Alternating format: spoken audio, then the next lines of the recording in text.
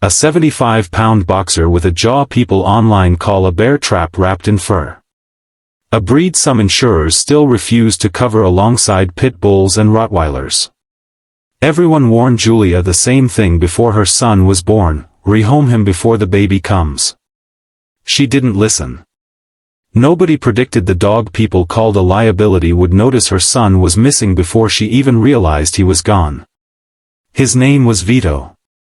Fawn-colored coat, a white chest mark shaped like lightning, a jaw strong enough to crush a broomstick, something Julia learned the hard way. She adopted him before meeting her husband Marco, back when she lived alone. He grew fast and powerful, chewing through 2 couches in his first year. Delivery drivers left packages at the driveway's edge rather than approach the porch. When Julia discovered she was pregnant, the warning started and never stopped. Her mother called Vito a ticking time bomb. Even their own vet suggested rehoming him, citing the breed's raw bite force. But Julia noticed something that made her dismiss every warning.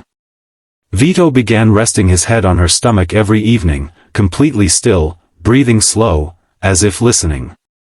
Marco reluctantly agreed to trust her instinct. Here's something most people never learn about boxers.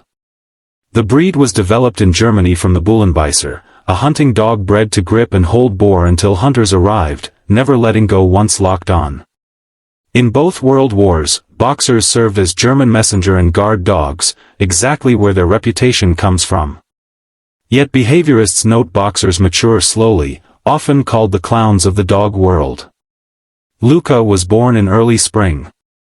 When Marco carried him inside, Vito approached slowly, sniffed the blanket, and sat beside the car seat, trembling with restraint. The dog who used to knock over furniture suddenly understood the house had new rules. He stopped his chaotic zoom eyes. Julia watched him lower himself to the floor inch by inch around the baby. By month 4, a routine formed that surprised everyone who doubted him. Every afternoon, Vito carried an old puppy toy and dropped it beside Luca's playmat. When Luca learned to walk, his first steps were toward Vito, arms outstretched, laughing, while Vito stood frozen, letting the toddler crash into his chest. Soon they played tag through the hallway, Vito close behind.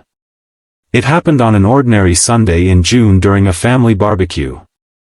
Luca, 18 months old, had been toddling between adults for over an hour when Vito shot up, barking sharply, and shoved past 3 adults toward the pool gate left ajar by a cousin. He planted his body against the gap, refusing to move or stop barking until every conversation died at once. Marco ran toward the commotion, certain something was wrong. Instead, he found Luca 3 feet from the open gate, 1 step from the water. Vito hadn't attacked anyone. He had blocked the only path to the pool. Today Vito is 6, and Luca still brings him the same worn toy every evening, calling it Vito's job. Would you trust a boxer's instincts? Tell us below.